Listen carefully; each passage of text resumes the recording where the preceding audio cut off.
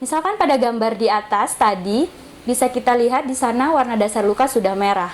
Nah, tapi di situ kita juga masih melihat ada beberapa jaringan mati yang masih menempel, atau ada yang bisa kita sebut dengan biofilm. Nah, biofilm itu juga adalah tantangan bagi perawat untuk proses penyembuhan luka. Seperti itu.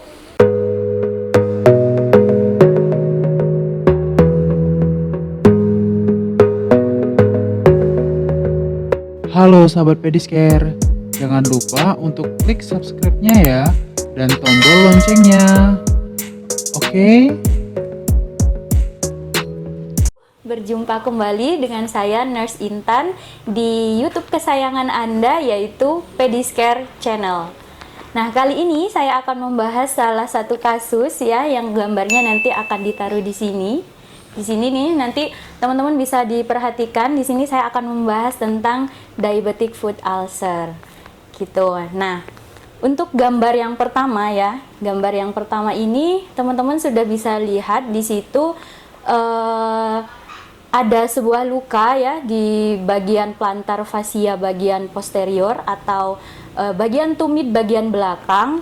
Di situ pasiennya memiliki diabetes dan kemudian ada sebuah luka yang dialami oleh pasien. Di sana kita lihat lukanya sudah berwarna merah, tapi masih ada beberapa yang harus kita berikan tindakan lah, istilahnya seperti itu ya. Nah, di situ kita bisa lihat warna dasar luka sudah berwarna merah, tapi di sana masih ada jaringan mati yang harus kita buang. Dan seperti dasar dari cara perawatan luka, kita harus memperhatikan 3M. 3M itu yaitu mencuci luka, mengangkat jaringan mati, dan memilih balutan yang tepat. Kita bahas satu persatu terlebih dahulu. Jadi di sini yang M pertama adalah mencuci luka. Mencuci luka bisa teman-teman menggunakan air bersih, atau biasanya itu teman-teman juga memakai cairan NaCl 0,9% atau NS yang seperti kita ketahui. Kemudian untuk mencucinya teman-teman juga bisa sesuai teknik yang bisa dilakukan pada luka tersebut, bisa dengan men-swab ya, di swab, atau bisa di swabnya menggunakan handscoon. Kenapa? Karena di situ kalau kita memakai kasa, dikhawatirkan dapat melukai atau membuat luka baru pada jaringan yang sudah baik sebelumnya. Seperti itu. Jadi lebih baik saran saya menggunakan handscoon dan di situ di swab secara perlahan. Begitu. Dari setelah kita mengeringkan luka tadi, kita bisa berpindah ke M yang kedua, yaitu mengangkat atau membuang jaringan mati.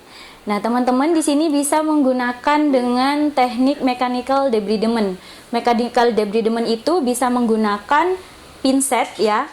Bisa ada pinset anatomis, pinset chirurgis, dan gunting runcing biasanya untuk mempermudah kita membantu mengangkat jaringan mati. Nah, setelah mengangkat jaringan mati tersebut, kita bisa semprot lagi dengan antiseptik yang sudah kita pakai sebelumnya. Kemudian yang M ketiga yaitu memilih balutan yang tepat. Nah, kita di saat memilih balutan yang tepat ini harus benar-benar memperhatikan kondisi luka saat itu.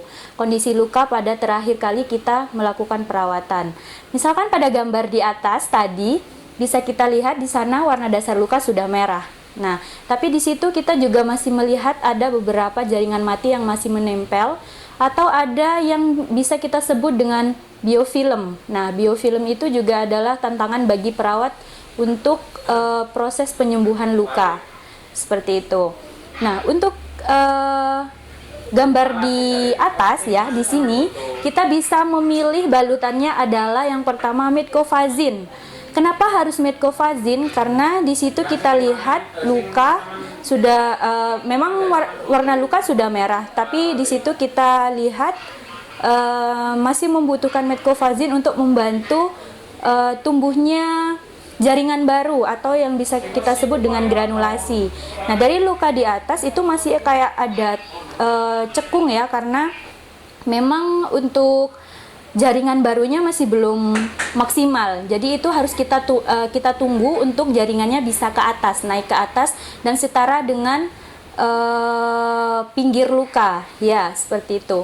Kemudian selain metcofazin membantu granulasi, di situ metcofazin juga bisa membantu autolisis debridement. Autolisis debridement yaitu tubuh bisa membuang jaringan mati dengan sendirinya atau automatic ya. Kemudian setelah metcofazin kita bisa memberikannya dengan iodosorb gitu. Iodosorb itu membantu untuk membunuh bakteri di luka, karena di situ kita masih lihat masih ada beberapa ya, sedikit di dalam gambar itu ada infeksi yang masih ada meskipun sedikit, jadi kita tetap berikan iodosorb. Untuk pemberiannya sendiri, untuk urutannya adalah iodosorb bisa terlebih dahulu diberikan, kemudian diberikan metcofazin yang kedua, ini untuk urutannya ya, atau bisa nanti juga di mix. Jadi metcofazin dan iodosorb bisa kita mix seperti itu. Kemudian setelah kita mengaplikasikan iodosorb dan metcofazin, kita bisa menutupnya dengan foam. Bisa foam apa saja yang bisa teman-teman gunakan. Kalau di kami menggunakan seperti melolin, seperti itu, dan pokoknya foam untuk membantu nanti luka itu tumbuhnya sama, biar tidak terjadi hipergranulasi. Jadi untuk menekan granulasi yang tumbuh supaya tumbuhnya jangan sampai berlebihan gitu, karena kalau sudah berlebihan tepi luka itu tidak akan menyatu dengan sama, seperti itu. Kemudian setelah kita mengaplikasikan foam, kita bisa menutupnya dengan kasa gitu ya. Kasa, baru setelah itu kita aplikasikan dengan plester seperti itu. Mungkin itu untuk pengaplikasian dari M yang ketiga. Nah, menurut teman-teman apakah sudah pernah menemui atau merawat luka seperti gambar di atas tadi? Mungkin ada saran atau ada cerita dari pengalaman teman-teman, bisa komen ya di bawah ini, bisa komen di sini, kita bisa sharing bersama di sini terkait kasus yang ada di atas tadi. Demikian pembahasan tentang diabetic foot ulcer. Jadi jangan lupa untuk teman-teman subscribe channel ini untuk mendukung channel ini lebih maju. Kemudian jangan lupa like, komen, dan share.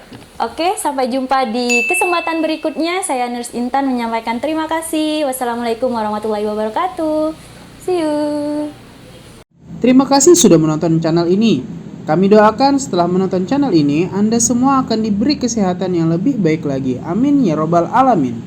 Jangan lupa komen, like, and subscribe untuk informasi menarik lainnya. Semangat dan dedikasi kami untuk Anda.